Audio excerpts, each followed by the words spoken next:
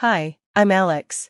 Growing up in the quiet suburbs might sound peaceful, but in our house, it was far from that. I'm the older sibling, and you'd think that comes with some perks, right? But no, my younger sister Jessica got all the attention. Our parents, Mike and Karen, had this perfect image of what a kid should be, and that was Jessica.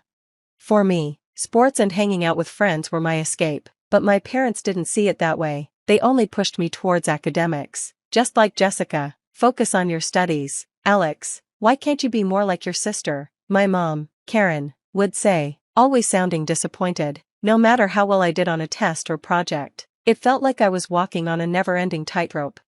I remember one evening clearly. I was in the living room sketching, another hobby my parents didn't like, when Jessica came in, bragging about her latest A in math. Mike, my dad, immediately praised her. I tried to show them my drawing, hoping they'd appreciate it just once. Dad, look at this, it's for the school's art contest. Mike glanced at it briefly and said, that's nice, but maybe you should focus more on your calculus homework instead of these little projects. Feeling frustrated and like I was always second best, I went back to my room. My room was the only place where I felt like I could breathe, away from the constant comparisons. But even there, Jessica would sneak in and say things just loud enough for me to hear. Why even try, Alex? You'll never be good enough, she'd say, smirking. I'd grit my teeth, trying not to let her words get to me, but it was hard. Home felt like a battleground. Every achievement of Jessica's was celebrated, while mine were either ignored or criticized. One day, things blew up over something as small as social media. I was a sophomore, and Instagram was where I kept up with friends and shared bits of my artwork, my escape from the real world. One afternoon, Karen caught me with my phone, laughing at a friend's post. Honestly, Alex, every time I turn around, you're on that phone. It's like you're addicted, she snapped. It's just a break, Mom. I've been studying all afternoon, I replied, trying to stay calm.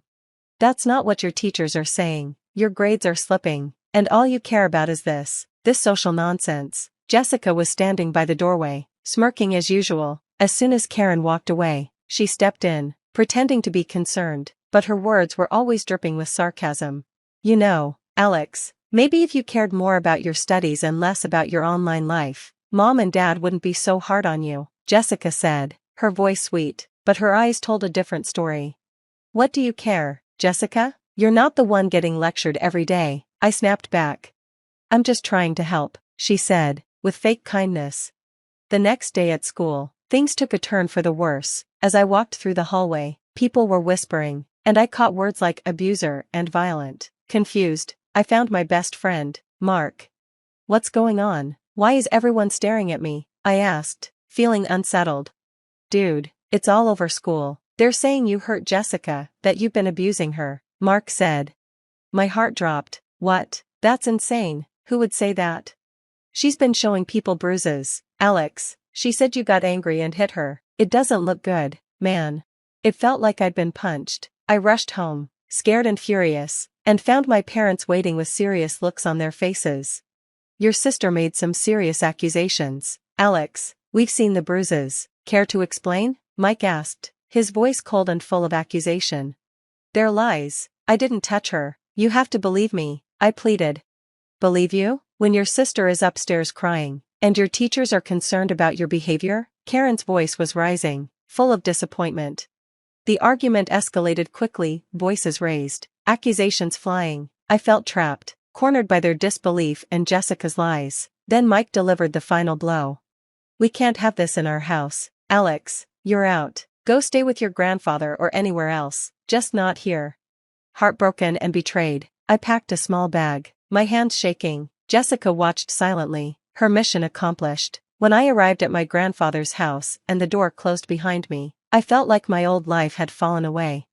My grandfather welcomed me with open arms. You're always welcome here, Alex. This is your home now, as much as it is mine. His words comforted me, offering the peace and support I had longed for. With his encouragement, I finally focused on my studies, not to meet anyone else's impossible standards, but for myself. My interest in graphic design really started to grow as I began to explore my creativity without fear of criticism. One day, my art teacher looked over my portfolio and said, Alex, this is impressive work. You have a real gift. Hearing that praise felt unreal, but it was so validating. I spent hours in the library, studying design theories and digital art techniques, surrounded by the quiet buzz of students. This new academic environment was refreshing and free from the judgment I had faced before. One afternoon, a classmate asked, "Hey Alex, want to join us for a group project? We could really use your eye for design." "Sure, I'd love to help out," I replied, feeling valued for my skills for the first time. Meanwhile, things at my old home were falling apart. Jessica's perfect image was starting to crack under her own lies. Through calls with people we both knew, I heard bits of what was happening. "You wouldn't believe it, Alex. Jessica got caught lying about her grades this time. Your parents are struggling to cover it up." Hearing this didn't make me happy, but it did bring a sense of justice. My struggles hadn't been for nothing, and the truth about Jessica was finally coming out. During breaks, I visited local art galleries, taking in every stroke and color, which only fueled my passion for design even more. My grandfather always encouraged these trips. "Go see the world through your art, Alex. It's the best education you can get," he'd say, always pushing me to explore further. As I built my portfolio, my confidence grew. By the time I graduated, I not only had a degree but had also started a freelance career. Clients appreciated my dedication and unique style, and I started making a name for myself in the graphic design community. "Alex, your vision for our campaign was phenomenal. We've seen an increase in engagement thanks to your designs," a client told me during a review meeting. Hearing that filled me with pride. I had come so far from the misunderstood teenager who was forced out of his home, all thanks to my art. I was finally making my mark, proving not just to my family but to myself that I was more than the labels they had placed on me. At my grandfather's house, our simple dinners together became moments of reflection and planning. His unwavering belief in me had changed the course of my life. "You've done well, Alex," he would say. "You've built something from nothing, and no one can take that away from you." Each night, as I lay under a roof where I was truly wanted and valued, I knew that leaving my toxic past behind was the best decision I'd ever made. With my grandfather's support and my own newfound strength, I was finally on a path I could be proud of, one I had built with my own hands.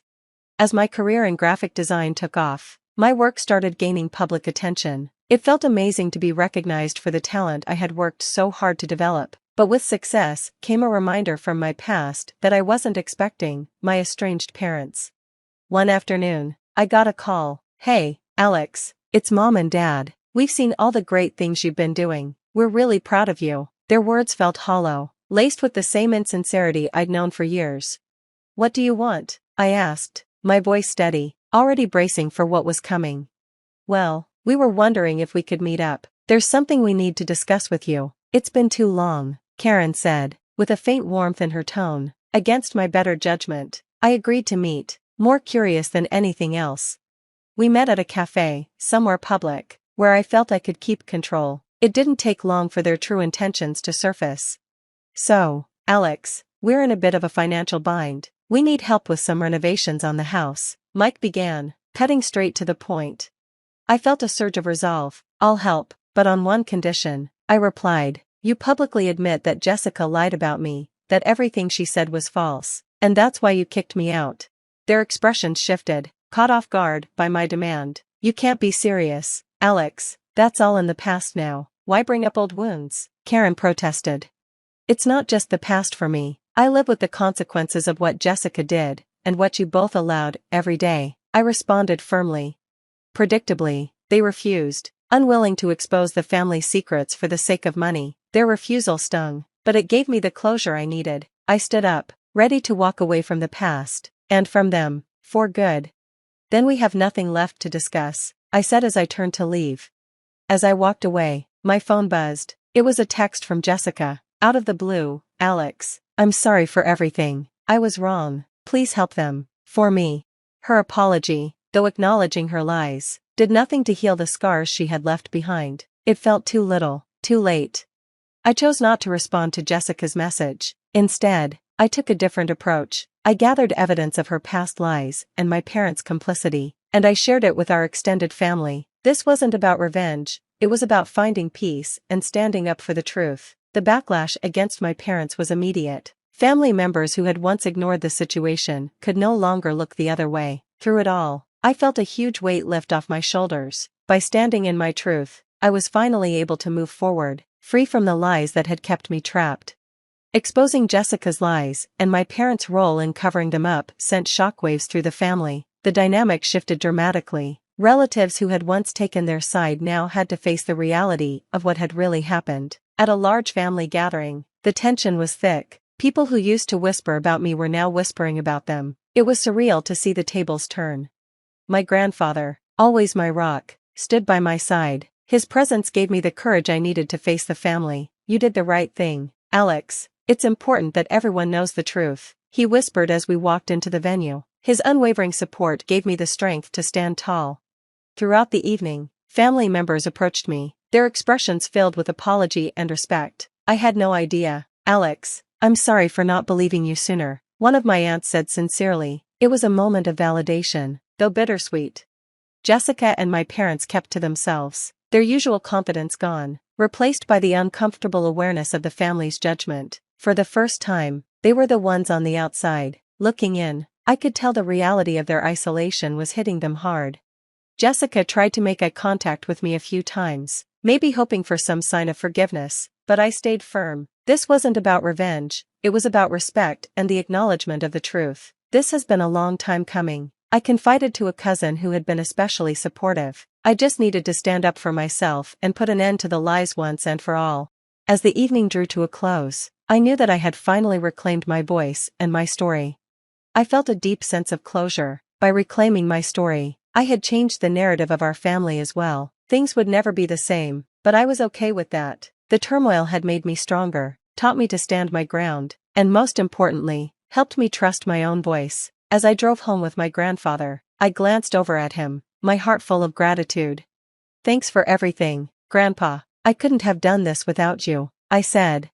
"You're my grandson, Alex. I'd do it all over again if I had to," he replied, his voice steady and reassuring. As we drove under the starry sky, I felt a peace I hadn't experienced in years. My past, with all its pain and conflict, was finally behind me. Ahead lay my future, not just as a graphic designer, but as someone who knew his worth, a future bright with promise.